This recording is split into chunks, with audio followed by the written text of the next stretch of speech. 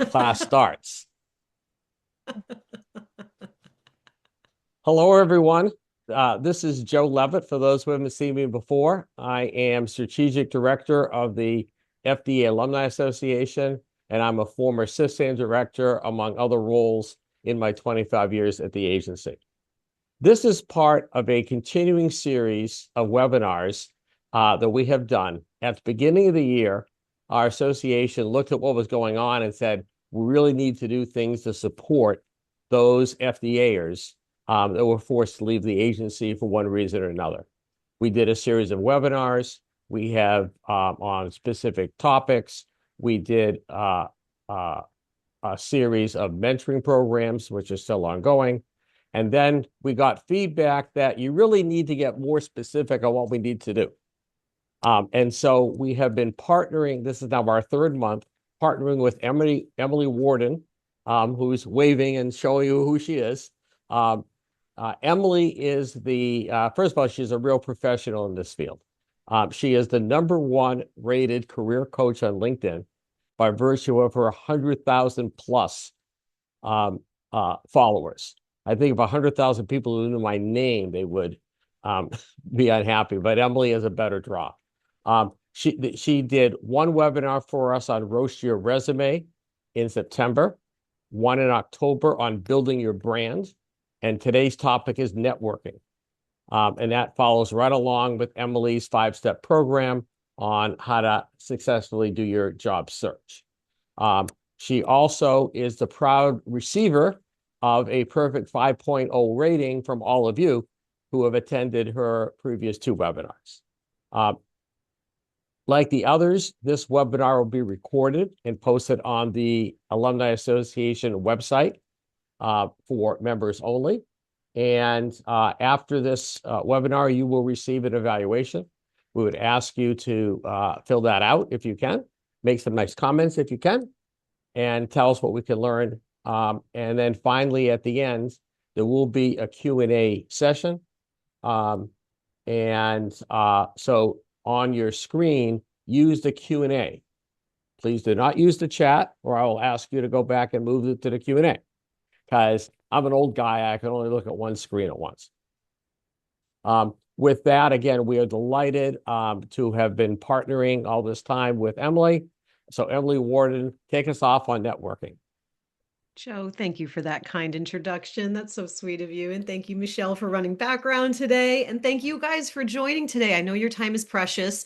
I worked really hard on this webinar to give you guys very simple, practical, actionable advice. That's what I'm all about. I don't deal with platitudes. I don't deal with generalities. I like to just give you guys those actionable steps, excuse me, the same steps that I give my clients to help them land their roles. So I'm just going to click on over here to present and get you guys started on how to network and getting yourself connected for those right opportunities. Okay. And I have this contact information here. You're welcome to write this down. Send me any clarifying questions on what we cover today. I'm also going to have this contact information at the end for you guys too. Okay. We have a very packed agenda. You guys are going to be learning a ton today. You are welcome to take screenshots. Please take lots of notes. You'll probably go back and view this recording because we'll be covering so much.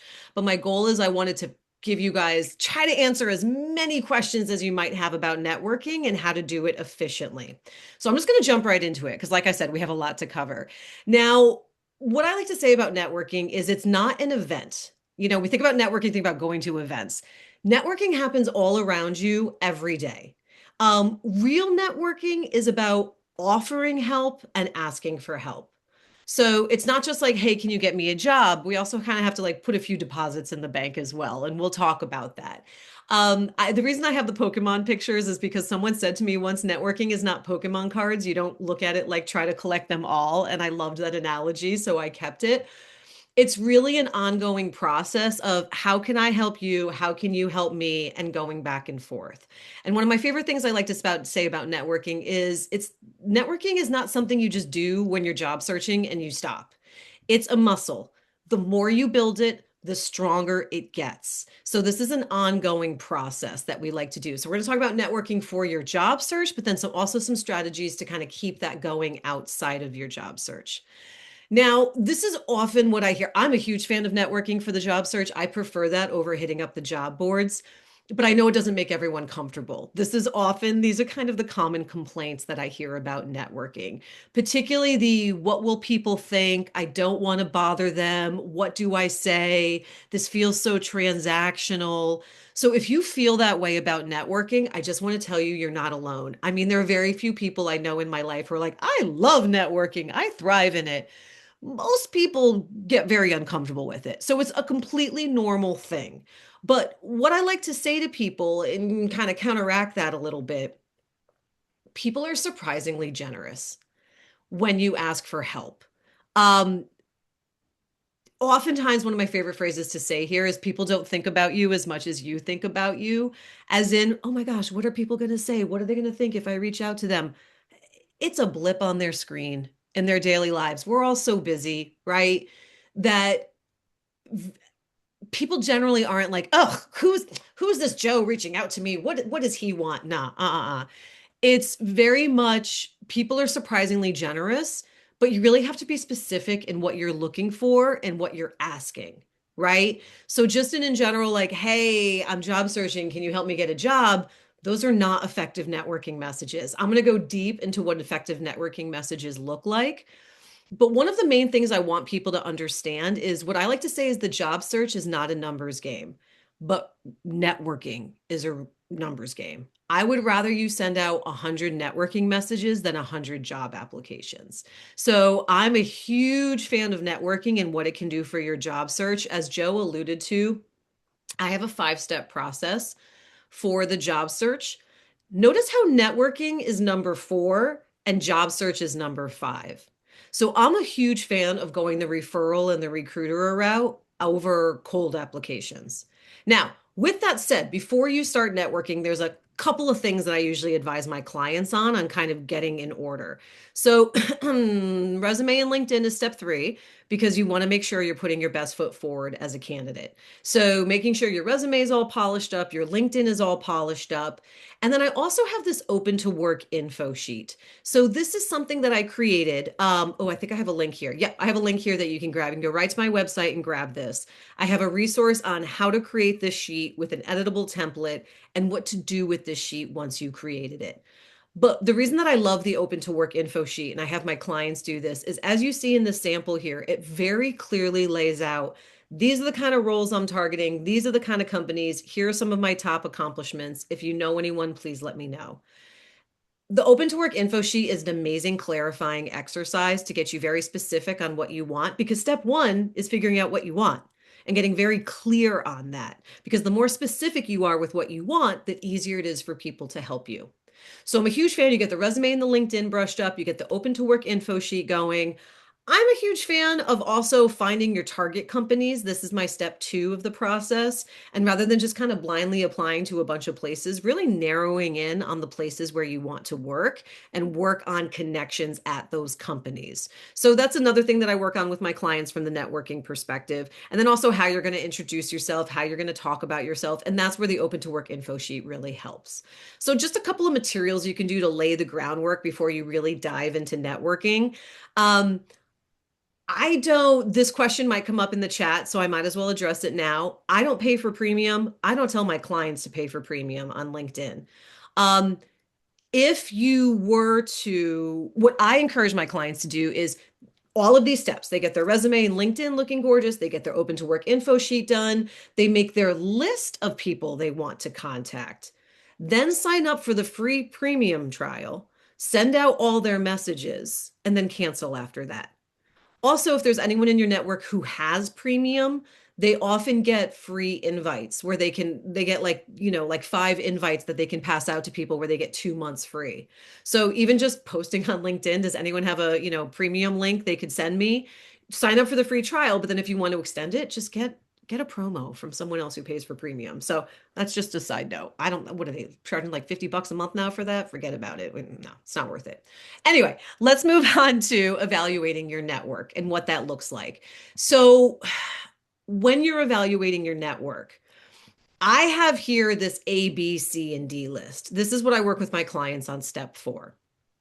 When we're networking, we tend to only focus on the A list, our colleagues, people with whom we've worked in the past.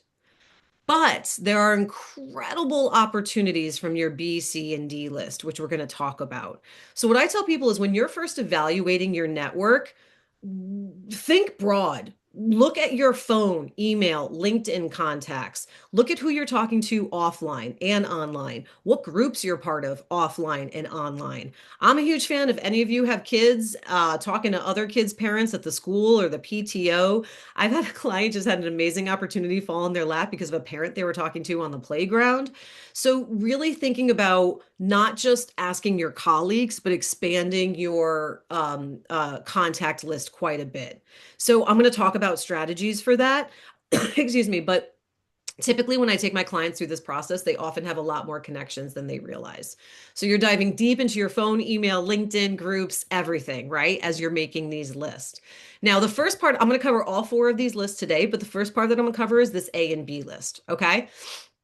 Now, the A list, as I mentioned, is your colleagues list. It's people with whom you've worked in the past. Great place to start.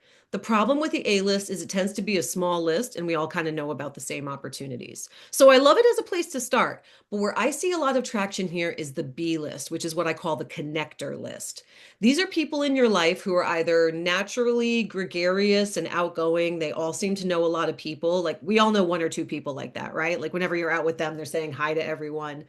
So that's a good group. Or they're people who I have what I call social jobs. So they're people who are hairdressers, lawyers, fundraisers, community leaders, journalists. These are the people who event coordinators, event planners. These are the jobs, the social jobs that I talk about, where they know hundreds of people and their network becomes your network. I made that open to work info sheet specifically for that connector list because now you send it to a connector and they could potentially connect you with dozens and dozens of other people. So I'm a huge fan of that connector list. So you think about people you know who are natural born connectors, people who have jobs that require them to know a lot of people. But then I also have these suggestions here, like your local chamber of commerce. Who are the heads of that? They know all of the local businesses, right?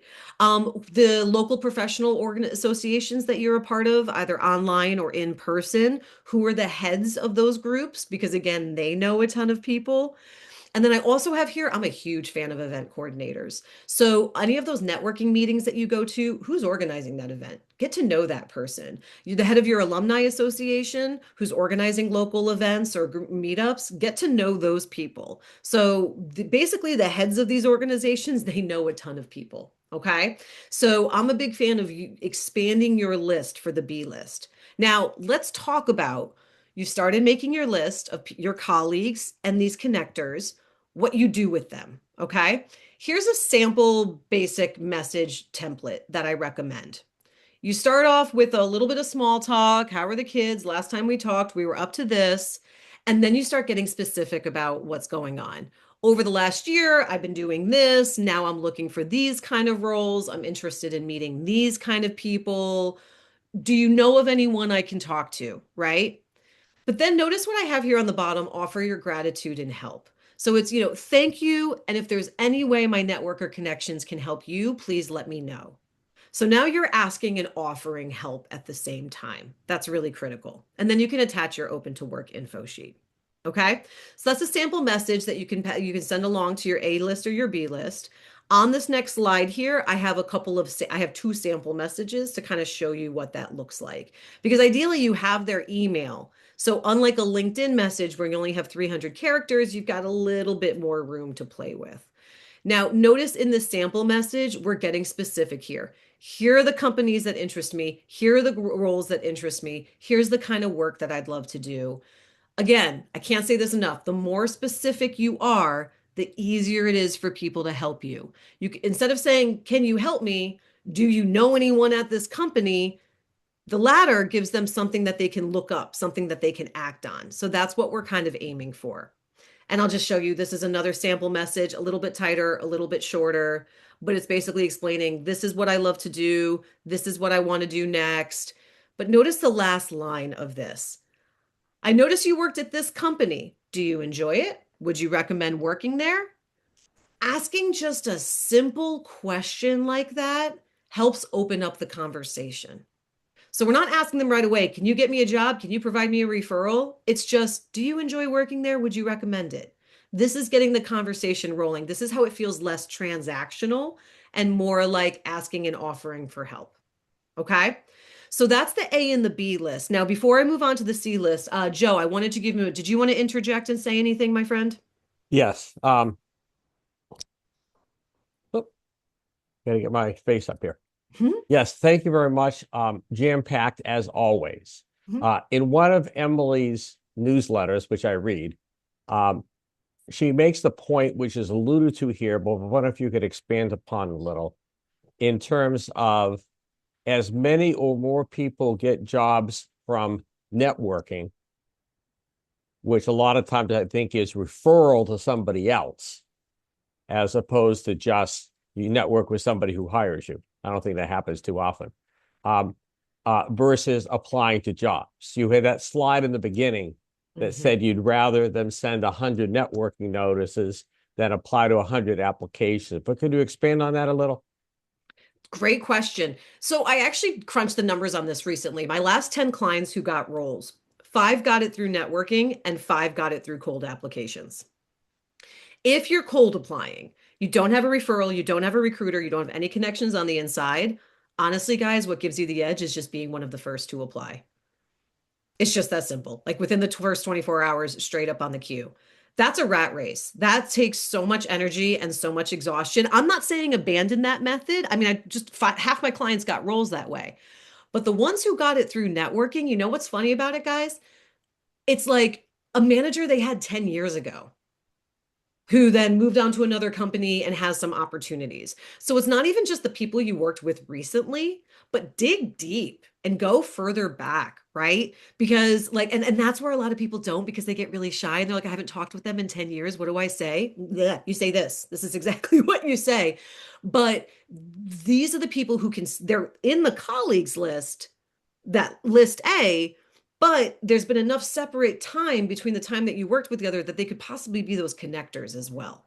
So I just see oftentimes people will only apply to roles because like just do cold applying because it feels like they can rack up some numbers. Like I applied to 5 applications today. Okay, cool. I did something. That's a number. When you're networking, it's a bit of a longer game, but I want people to see the value in I sent out 5 networking messages is just as important as I applied to 5 jobs today. So it's still a number that I want you guys to focus on. Did that help? Yep. Thank you. Thank you, Joe. All right, let's move on to the C list. So the A and the B list is people who you know. Now we're moving in the C and D list, people who you don't know and how to expand your network that way. So the C list is what I call the companies list. They're people who work at the places where you want to work because I'm very high tech. This is my 5-step process. When I'm working with my clients, figuring out what they want, it's what do they want and who are their target employers and what do their target employers want. So I'm always encouraging my clients to kick off their job search with coming up a list of companies that interest them. Okay. So, and then basically networking your way to a job. So when you have that list of companies that interest you, what you're looking for, a couple of criteria of people for the C list. Ideally, they're working in the department where you want to work. Ideally, they're the head of the department where you want to work, or they're in HR, or they're a recruiter. So what you do is you're looking at the department and either in the company org or through LinkedIn, just looking at titles. Like if you are looking at I mean, y'all are FDA. So I was going to say like software engineer. That's a little bit different, but you would just see like who is the manager for that department. That's pretty much like principals, directors, managers, people who have that in the title. That's the main group you're targeting. We're aiming to try to find those decision makers. Okay. Ideally, also people you can look in their career history if been promoted at the organization a couple times. We like talking to those people because they know what it takes to excel at that organization. We like those kind of people. And then I say, when you're making that list, you want to prioritize the people who are actually active on LinkedIn because it's going to make it easier to connect with them. If you send them messages or interact with their posts or interact with their comments, there's more of a likelihood than someone who hasn't logged in 6 months, right? Also, I like prioritizing people with whom we have something in common. So if you went to the same school or you live in the same area or you volunteered at the same organization, that's another kind of group that I like to prioritize. So you're also welcome to connect with anyone in the organization. I'm just telling you kind of places where you want to prioritize if you have limited bandwidth to do this. Okay. And what I tell people is you want to aim for lots of people at the company because not everyone's going to get back to you. And bonus, if they do get back to you, multiple people do, then you have potentially multiple referrals within the company, which is what we're aiming for. So if it's a small company, aim for 5 contacts. But if it's a large company, aim for 10 contacts, 15 contacts, like when you're first making that initial list. Don't just stop with one, okay? Because, like I said, the job search is not a numbers game, but networking is a numbers game. So you start to get your list together on who you want to talk to. And I have here some tips. I'm expanding on that previous slide a little bit where I have here on the right, you can just go into the search bar and you just do type in LinkedIn search bar and you type in the name of the company and you type in the job title, right? So that's where we're adding director or manager or principal or anything like that. So one way of doing it is going to LinkedIn and going right into the search bar, or you look up the company, then click on people, and then click on the all filters button. And under the all filters button, you can search by job title, company, previous company, current company, schools. I love searching by school because then you can see if there's any fellow alums who work there. And we're going to talk about how to approach alums in a moment. But just as a reminder, you want to aim for 5 to 15 people because you are going to have a low response rate. Going into this knowing not everyone's going to go back to you, that's okay. I've been career coaching for almost 10 years. I have noticed networking messages used to get like a 40 to 50% response rate. Now I'm seeing more like 10 to 15%. It's just the nature. Everyone's overwhelmed with messages. No one used to message like this. Now everyone is. So it's just the quality of your message counts, but also the volume of your messages count, right? That's why I'm such a big fan of targeting multiple people. Now, let me just give you guys a sample here. Oops, I clicked. There we go. Let me give you guys a sample here of what that message template might look like. Okay, so we're mentioning something about their background. So they realize it's not just a spam and that you're just randomly messaging people, that you've actually done your research. So you mention something about your background, then you say something about yourself. I have a background in this, and that's why I'm interested in this.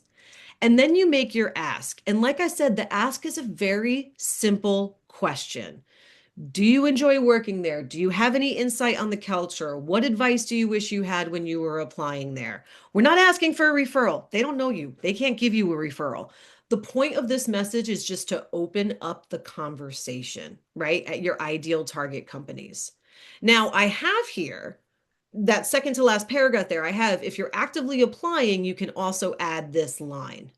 So ideally, you're reaching out to people before you're applying and you're planting those seeds. But if you got so excited and you found this job and you're really excited, you can add this line where I applied to this role. Do you have any insight to the hiring process? Okay. I want to learn from your success. So again, you're just asking that simple question. Now, ideally, that lands to, oh, yeah, let me look at your resume. I could potentially refer you because then they get some money from a referral bonus. Ideally, it leads to that, but we're not asking that outright. That's where it turns into transactional. We're just opening up the lines of communication. And then, of course, I love to add that line. If there's anything I can do to help you, please let me know. So now we're asking and offering for help at the same time. So that's a basic template that you can follow. I just want to share with you guys a couple of sample messages. Now, I wrote these assuming you're reaching out on LinkedIn and you don't have premium and you're limited to 300 characters. So that's why these are nice and short, right? Because you're not emailing them. That's a little bit too intrusive. You're just messaging them on LinkedIn. Now, a couple of things I want you to notice here. First of all, in the subject line, I recommend using their name because we are attracted to the sound of our own name. So if they're going through a list of messages, they see their name, their eyes are going to get drawn there. And then you can ask the simple question right in the subject line so they know what the message is about, right? So I have Jill, do you recommend a PMP? Then I recommend you start off with something that you have in common, right? We're both you're in Boston, I'm in Cambridge. How wonderful. And then I see you got your PMP and you're working at this company. Do you recommend getting a PMP? This is it. It's just a simple question to spark the conversation. Okay. Another version of the same message. Now, here, I wanted to point this out because I'm a huge fan of LinkedIn groups. LinkedIn groups are amazing for networking, for meeting other like-minded people who are in your industry. Recruiters have been known to source people from LinkedIn groups. But the other big reason I like LinkedIn groups is because you can message anyone in that group without having the 300 character limit, and you don't have to be connected to them. If you guys are in the same group, you automatically, those barriers to messaging fall away. So I'm a huge fan of joining groups and messaging people within those groups. That's why I want to give you guys this sample message. But again, we're starting off with something we have in common, saying something about their profile, and then you work at this company. Do you have any advice about getting a job there? And then you can say, like, I'd love to work there one day, and I just want to learn from you. So we're hinting that we'd like a referral and we'd like that inside connection, but we're not asking for it outright yet. And this message is a little longer because, again, if you're reaching out to people in groups, you have the extra characters to play with. And then, so one, the top one's just asking a specific question about PMPs. And then the bottom one is maybe if you're thinking about pivoting, you just want to open the conversation to someone at the company. This is a more generic question that you can ask. So I wanted to throw that in for a sample as well. Okay. So we've got the A list is your colleagues list, the B list is your connector list, and the C list is cold calling people at the companies where you want to work. Now, I just want to give you some options on how to expand your network as well. Okay. So, as I mentioned, social groups, online and in person, dive in deep into that, particularly those heads of the groups that you're a part of, because they know lots of people, especially in your community. Okay. Like I have here, like, the PTO, the head of any parents at your kid's school. That's always a wealth of opportunities. As I mentioned earlier, I'm a big fan of the Chamber of Commerce and joining local groups. You can look at meetup.com to find local groups that are a meeting. If you're a member of any professional associations, they often have networking events, both online and virtual. Great things to join. But the bottom tip is my favorite. I love searching by alumni. If you went to school, you have hundreds of thousands of people at your fingertips. You paid for this alumni network. You might as well use it. So you can go to your school's alumni network, 1,000%. I like just going right to LinkedIn. It makes it really easy. So you go to your school's page. I've got the arrows there on the right to show you. You go to your school's page, you click on the alumni tab, and now you can search by location, company, job title. So you can look up specifically like the job title in the company where you want to work and find fellow alums who are there. And alums are very generally pretty generous and willing to help other alums. Okay. So that's one of my favorite pro tips for expanding your network. Now, here are some sample messages that you can send out to alums because I'm so passionate about this tip. So you're basically like, again, right in the subject line, it's their name and what you have in common, which is that you both went to the same school. So you're laying out your commonalities in the beginning of the message. We both went to the same school. This is where I studied. Go team, whatever. And then you basically are doing the same kind of content that we did before. I see you work at this company. Do you enjoy working there? I'm thinking of applying to this role. Do you have any tips? Now, because it's an alum, I've seen with my clients, they're generally like, oh my gosh, yes, send me your resume. Let me take a look. I know the hiring manager. Alums are pretty generous. So I love contacting them from the C list perspective. So I just wanted to give you guys here. I have two sample messages. I'll give you a moment to kind of scan those. But I can't emphasize this enough. We want to go with someone with whom we have something in common. And when we have something in common where we went to the same school, those people are generally pretty generous. You just have to be specific with your ask and your question. Okay. So I was kind of wanted to, I'll get off my soapbox right now, but this is how much I love alums. Can you tell I'm really passionate about that? Now, we've covered A-list colleagues, B-list connectors, C-list cold calling people at the places you want to work. D-list is hands down, working with recruiters is my most favorite way of job searching because they're providing opportunities to you and you're not spending all of your time on job boards. Now, the thing is about recruiters is you have internal and external recruiters. So you have people who work for the company and you also have external recruiters who work for an agency who are hired by the company to find people. So I have here some search terms that you can use, but let's dive into this a little bit. Now, you can just straight up just do a Google search or go online and just search for recruiters for this company or tech recruiters in Boston or project management recruiters, right? So you can just do it by searching online. Or I have here, you can include site:linkedin.com, and that means it's now going to search LinkedIn to find profiles of people who match those search terms. So you can search online by just using like Google or whatever. You can also add site:/linkedin.com to get actual profiles. Or you go to LinkedIn and I have a typo. Oh my gosh, this is what happens when you're updating late at night. All filters. You can go to LinkedIn, you go to all filters, which is a little button right at the top, and you type in the company name, you can type in location, you have all sorts of options that you can play with under the all filters button. Or you start with the company name, then click on people, then click on all filters, not all filters, and go to recruiter. But I also wanted to mention you also should be searching for titles like headhunter or talent acquisition, because those are all different names for basically the same role. So you could do this one search for recruiter and then do the same search again for headhunter and the same search again for talent acquisition. So these are all different ways that you can find recruiters for your industry or your ideal company. Okay. I'm a huge fan of working with recruiters. Now, let's talk about different ways of messaging them. You know me, I'm going to give you a template, but I want to talk about some best practices first. Recruiters are extremely busy. They're managing dozens of roles at a time. They're talking to hundreds of people at a time. So we need to keep it really short. We need to have lots of white space. We do not have long we do not have long paragraphs. We have short sentences, short bullet points, lots of white space. Okay. If it's a long block of text, they're not going to read it. I mean, no one's going to read it anyway, but especially not recruiters.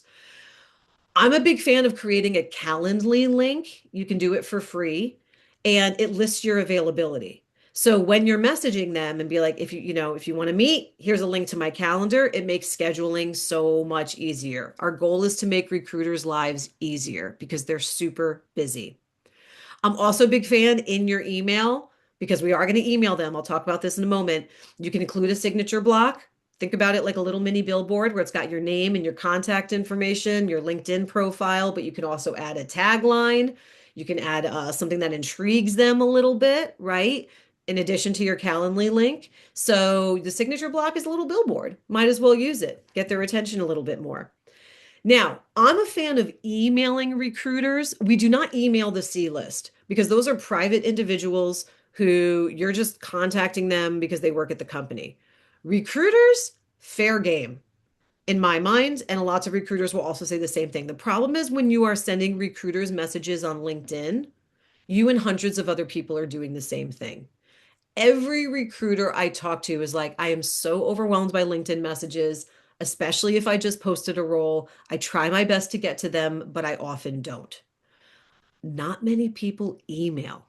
So this is a great way to stand out. You can find their email address. I personally use hunter.io and Rocket Reach, but there's tons of free email lookup tools out there. You can just search online for it. But recruiters, fair game to message them at their business address. But I'm going to give you guys templates for both emailing and doing a LinkedIn message. Now that you know the best practices, let's just go over a basic template.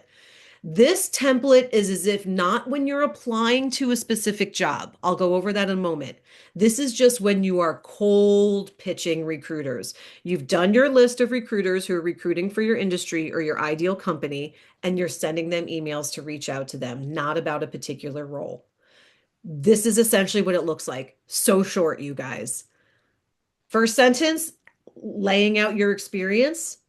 Then, very clearly, here are the job titles I'm looking for. Here's my location. Here are some of my top skills. And these are the hard skills that they're looking for, not soft skills like leadership and cross-functional collaboration. No, like when you're reading the job descriptions and they say be skilled in, this tech or this kind of software, that's what you are writing there.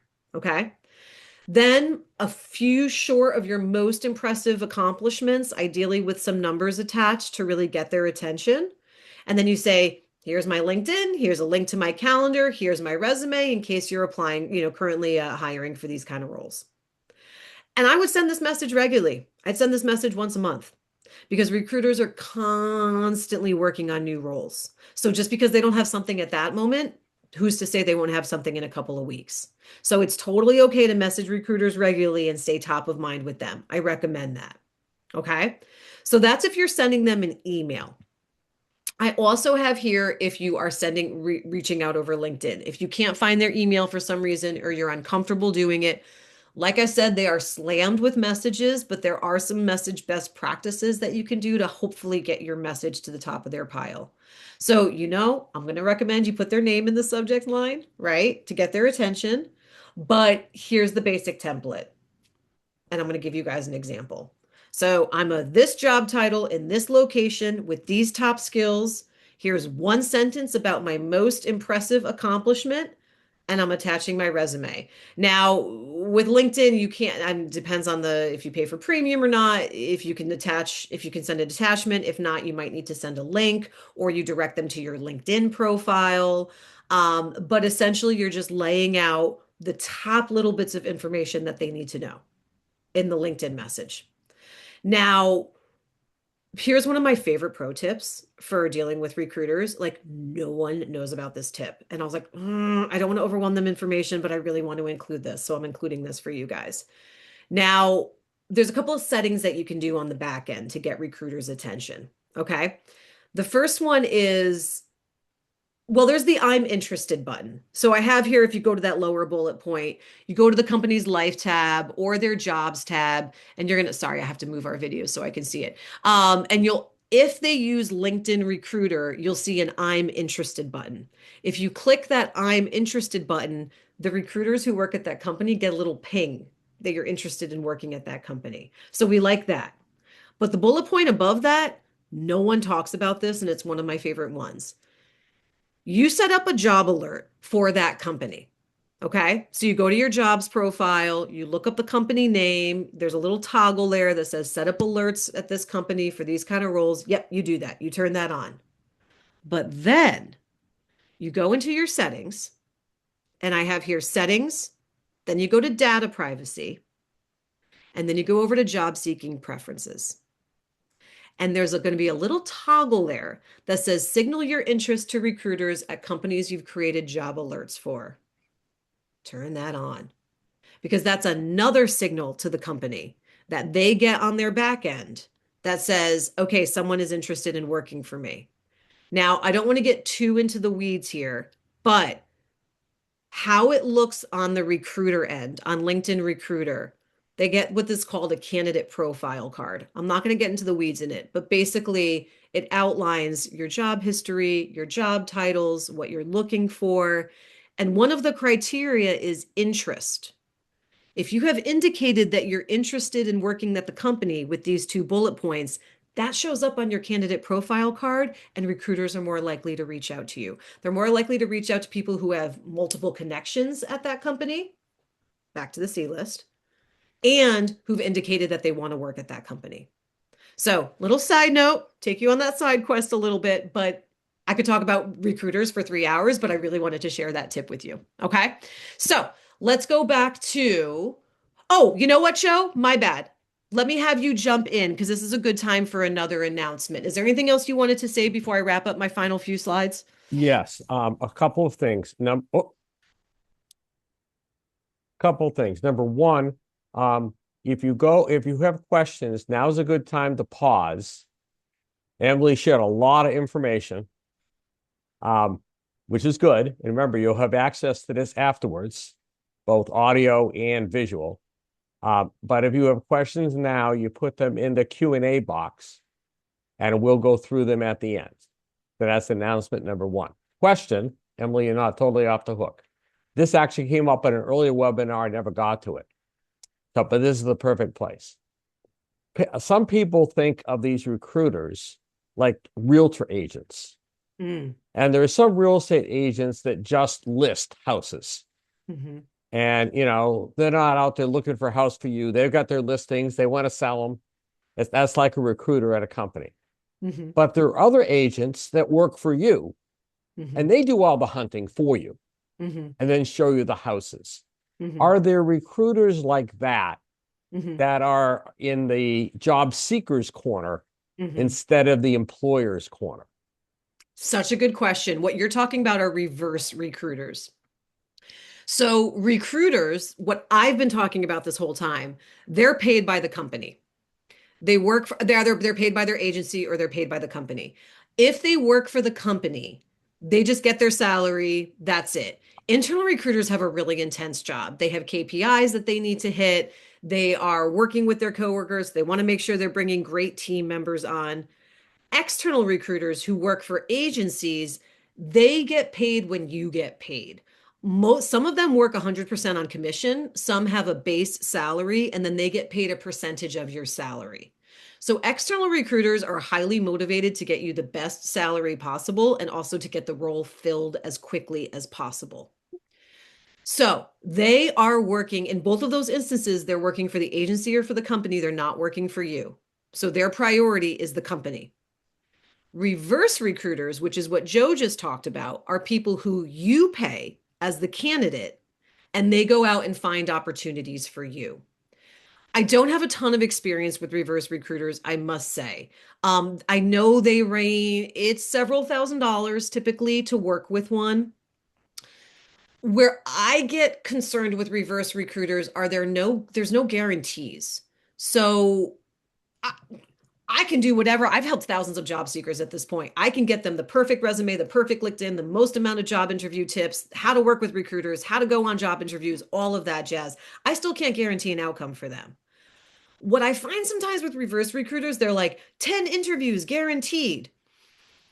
Okay, whenever you see a guaranteed, a little bit of a red flag. But what that means sometimes is they're just throwing out your resume to anywhere they possibly can because they're just trying to get you an interview because they said to you they're going to get you 10 interviews. You might not be qualified, it might not be a company that interests you. So if you go the reverse recruiter route, I highly recommend do your due diligence, ask to talk with past clients of theirs, ask about their process, ask about their success rate, ask about their refund policy, read their contract line by line and know what you're signing up for. Because again, there's some I don't want to misalign them all. I don't have a ton of experience with it, but from the negative stories I've heard from it, the people are just like, I promise I'd get them 10 interviews, so I'm just going to send out their resume wherever they can. And that could potentially damage you as a candidate. So I'm not just saying that there's not good ones out there, but you really want to do your due diligence on it. Did that answer the question, Joe? Yes, thank you very much. I'll turn it Awesome. back to you. I'll turn myself off. Yay. Okay, we just have a few slides left, guys, and then we're going to get to Q&A. So all this time I've been talking about laying the groundwork for companies that interest you. Let's talk about when you're actively applying, what those messages should look like. Okay. So if you're actively applying and you want to reach out to a recruiter or a hiring manager, the first thing you do is apply to the job first, hands down. Because otherwise they're going to say to you, okay, this all sounds great. Go apply first so you're in my system. So you want to apply first. Okay.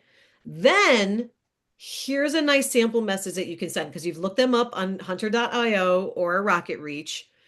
In the subject line, you reference the job that you're, because they are dealing with dozens of open roles at a time. So you want to make sure that you are messaging, about that particular role. Now you can find them ideally in the role. It says, like the person who posted the role, it'll have the recruiter's name. If it's a very large company, there are multiple recruiters. Like if it's a tech recruiter, there could be 5 tech recruiters in the company and they all work in silos. So one tech recruiter is working on their stack. They might not know what the next one's going on. So you have to do a little bit of digging to make sure you found the right one. You can always add a line to your email that says, like, if you're not the proper recruiter, please point me in the direction of the one who is. But those are for really large companies. For small and mid-size, they typically only have a handful of recruiters and you can narrow it down quite a bit. But we have right at the beginning, here's just a brief intro of my I have 10 years experience doing this. I applied to this role Add the rec number if you can. That makes their job so much easier. And then basically what you're doing is you're looking for this kind of person. Here's how I've done that work. So it's not, again, notice all the white space, notice the short sentences, notice the bullet points. We're keeping this really short to the point. This is not your career history. By the way, cover letters are very similar. Cover letters are not dense paragraphs, really long. They're short to the point. You're looking for someone who can do this. Here's some examples of how I've done it in the past. Very, very simple. Okay. So you would list a couple of achievements, again, ideally with numbers to measure your impact. You list your skills. Here's my LinkedIn. Here's my resume. Here's my email. Here's my Calendly link. Thank you for your consideration. That's it. So we're keeping it nice and short and sweet when you're actively applying to that role. Okay. Now I have here, if you're reaching out to them on LinkedIn, because for some reason you haven't been able to find their email or you're not sure, very similar template to what we did. You're just saying, I applied for this role. Not, I'm interested in these roles, but I applied for this role already. Here's a sentence with my most impressive accomplishments. Here's a couple of my top skills that you're going to be looking for. Thank you so much. And then basically, if you want to take it a step further and try to contact the hiring manager, that's typically the head of the department where you're going to work, the person who typically has the final say on who gets hired. Not many people are messaging the hiring managers. So this is a great place to stand out. Now, I don't recommend emailing them because that's a little aggressive. They're not a recruiter, but you can send them a LinkedIn message. So you, just as we talked about with the C list, you can search for the company name, you click on the people, you click on the all filters tab, you look for the job title, and then you essentially send the same message that I have up here that you send to recruiters. I applied for this role. Here's a sentence about my most impressive accomplishments. Would love to join your team and help you solve this problem. That's kind of the difference between messaging a hiring manager versus recruiter. Recruiter is like just the facts. Hiring manager, you're talking to your potential boss. So it's like, you have this pain point. Here's how I can help. Would love to join your team so I can help you with this pain point. It's very much focused on how you can make their lives a little bit easier. Okay. So that's kind of the subtle difference. But this is now you can message the recruiter and you can message the hiring manager. Now, I want to get to questions, but I just have 3 slides left if you guys will bear with me. I just wanted to mention a couple message best practices in terms of sending out these messages. Now, when you're applying, go ahead, send those messages out right away if you're actively applying to a role because you want to keep that nice and hot. But for those A list, B list, C list messages that we covered, or if you're cold calling a recruiter in the D list, couple of things. I generally recommend sending those messages on Tuesdays and Wednesdays, not Mondays. Mondays, people are too busy catching up from the weekends, and Fridays, they're already thinking of the weekend and they're out of the office. So if it's a 3-day weekend, meaning Monday was off, don't email on Tuesday, go on Wednesday or Thursday. So I typically like to do like early to midweek, right, to kind of get their attention. If it's the A and the B list and it's someone you know already, I'm totally fine with messaging them on the weekends, messaging them on the evenings. Sometimes that's even better because they're a little bit more relaxed. They're not slammed with the day. I have here Sunday nights question mark. I'm a fan of sending out, if it's someone you know already, that A and B list, go ahead and send it out Sunday night. Even if it's not someone you know, but you kind of want it to be like top of the pile on Monday. Again, I don't love messages coming in on Monday, but if you send it Sunday night, it's at least top of their pile on Monday. So I like Sunday nights for A and B list if someone you know. If you're cold calling, there could be an advantage, particularly if you're going like high level people who will be slammed with messages on Monday. You might get their attention Sunday night. Also, as I've mentioned several times, use their name in the subject line. And if you have something in common, also mention that in the subject line. It helps grab their attention. Okay. Now let's do real quick networking events because we can't talk about networking without talking about networking events. So couple of my best practices for networking events. And I'm going to kind of cruise through this. Bear with me. Before the event, I like to connect with the host, any keynote speakers, any attendees who are already listed. I especially like connecting with like the keynote speakers or some VIPs ahead of the event because during the event, everyone's going to be connecting with them. And after the event, they're going to be slammed with messages. But if you do it ahead of time, it's a nice way to stand out. And then you already have some connections before you walk in the door. Okay. And then I always recommend that you have your pitch ready ahead of time. So I have here, I'm an X with Y looking to do Z. So it's basically, I am this job title with these kind of skills looking to do this kind of job next. So if you can practice, if they're like, hey, what brings you here? What are you about? If you can practice, that's like one sentence. It's like 10 seconds, 15 seconds. You can get a lot of information out in that point, but very short and tight, sweet way to introduce yourself. I'm also a huge fan of you can either get a digital business card. Popl, Popl is really popular. Blink, Blinq is really popular as well. You can get some digital business cards, which is basically a QR code where if people scan it, they get all your contact information. But I'm also a huge fan of LinkedIn. It gets a QR code. So if I'm doing it right now, if you go to LinkedIn, it has to be done on mobile. It can't be done on the computer. It has to be done on mobile. But if you go on LinkedIn and you click the search bar, oops, boop. Oh my gosh, did they just? No, here it is. You go to LinkedIn and you click the search bar, and there's a little QR code symbol right there. You click that, and this is what you get. I don't know, is that showing up?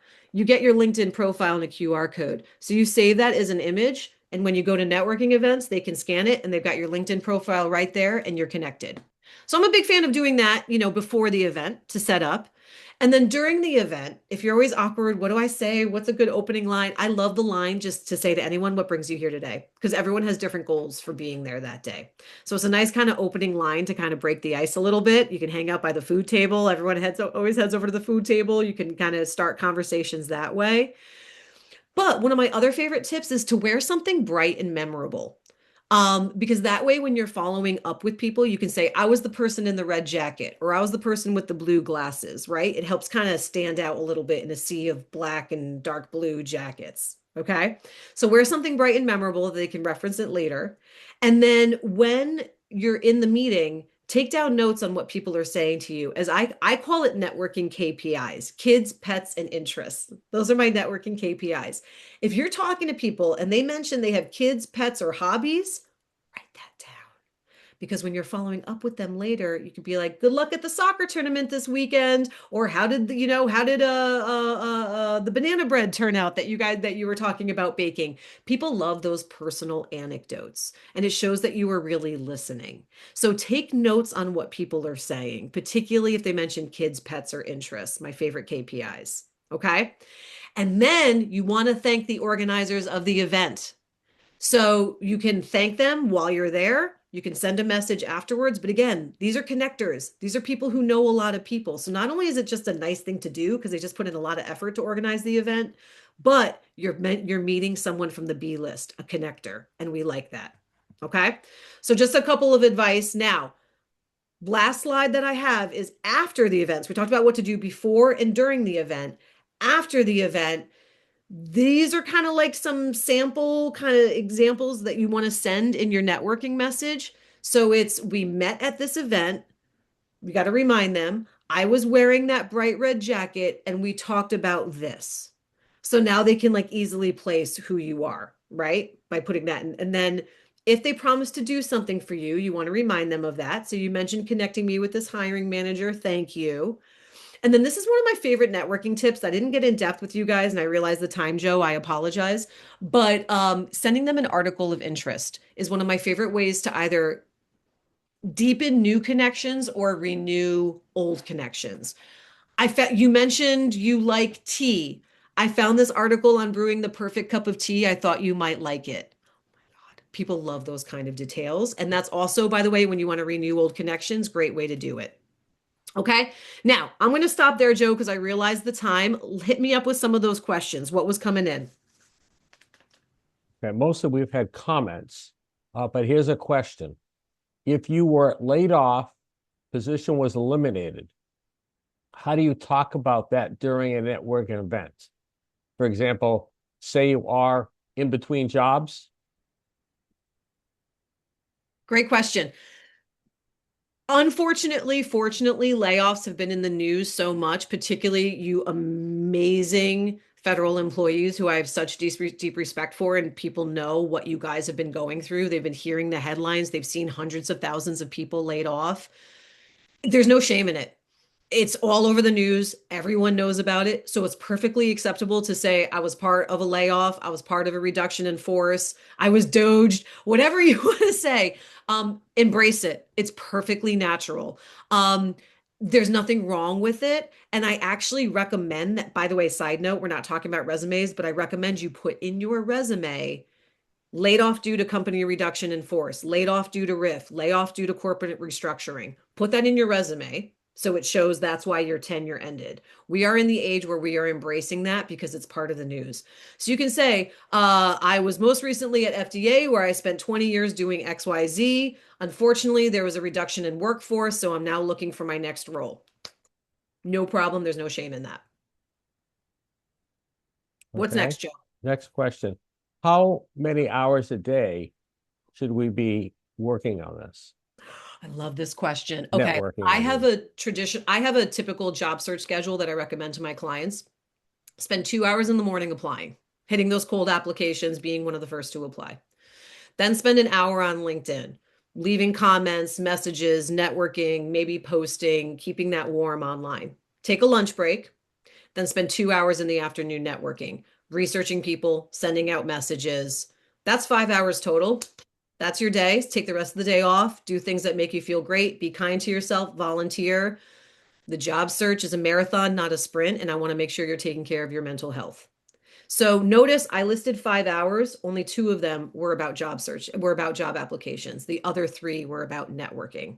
Some days you're going to be on fire and you're going to be sending out a ton of messages and you're vibing and you're flowing. And other days you open your computer and you're like, I just can't.